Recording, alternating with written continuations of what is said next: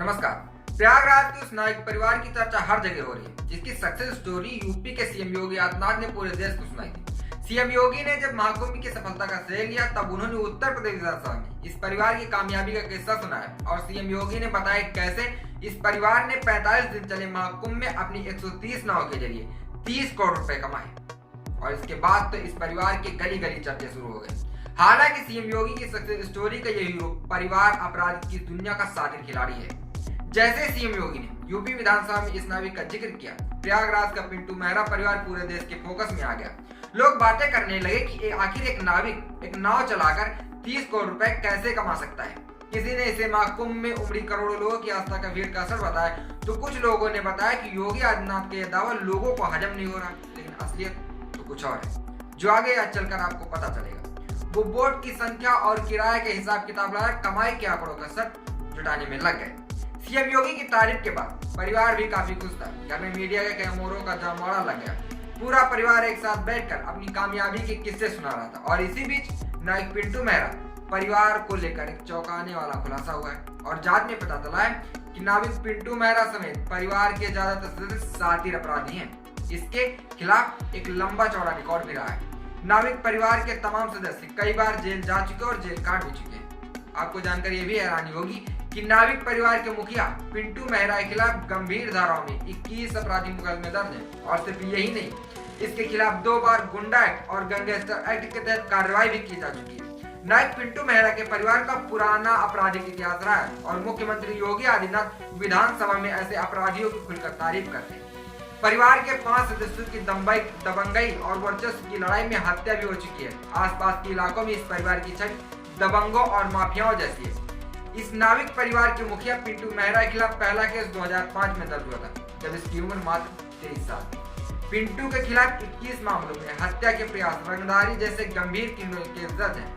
साल 2010 और 2016 में इसके खिलाफ गैंगस्टर एक्ट के तहत कार्रवाई की गई। इसके अलावा 2013 और 2015 में गुंडा एक्ट के तहत केस दर्ज हुआ। पिंटू मेहरा कई बार जेल जा चुका है और कई सालों तक जेल में रहने के बाद वो कुछ महीने पहले ही जमानत पर बाहर आया।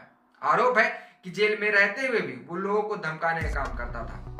अब वो किसके लिए काम करता था, ये तो यूपी पुलिस को ही पता होगा। इसके चलते उसकी जेल बदल दी गई थी और इसकी हिस्ट्री सीट प्रयागराज के नैनी थाने में खुली हुई है।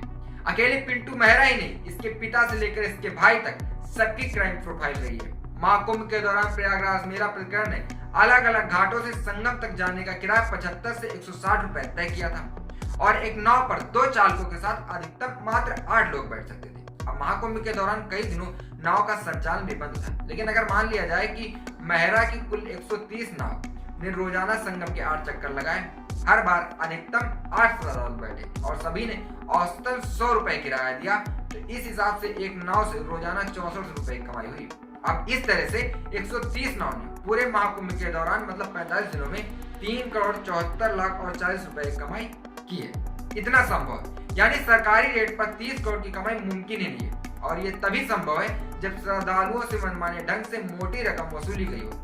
हालांकि पिंटू मेहरे के परिवार का कहना है कि श्रद्धालुओं ने खुश होकर जो टिप या बख्शीश दी वो भी इसमें शामिल, लेकिन कितनी दे दी? अगर 75 रुपए, 100 रुपए, 60 रुपए किराया तो उससे डबल बख्शीश दे दी। योगी जी जिसकी तारीफ कर रहे हैं वह माफिया अतीक अहमद के लिए भी काम करता था। 2 FIR में वह सह अभियुक्त भी रह चुका है। महाकवि सूर्यकांत त्रिपाठी निराला को तो आप जानते होंगे, उनके प्रपौत्र थे अखिलेश त्रिपाठी और 2017 में घर से सब्जी लेने बाजार गए थे।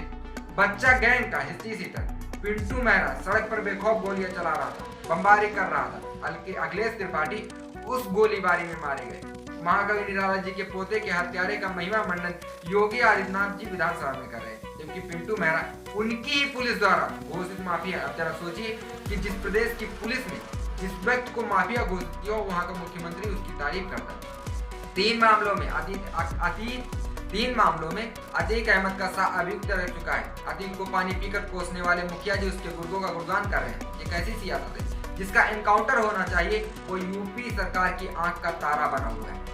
योगी आदित्यनाथ के इस झूठ को लेकर आपका क्या मानना है? जिस व्यक्ति का एनकाउंटर होना चाहिए उस व्यक्ति की तारीफ विधानसभा में उत्तर प्रदेश की मुख्यमंत्री के द्वारा की जा रही है। ऐसे मामलों पर पुलिस को सख्त कार्रवाई करनी चाहिए या नहीं? इस बात का जवाब कमेंट बॉक्स में कमेंट करके जरूर दें। देखते रहिए हालचाल। जय हिंद।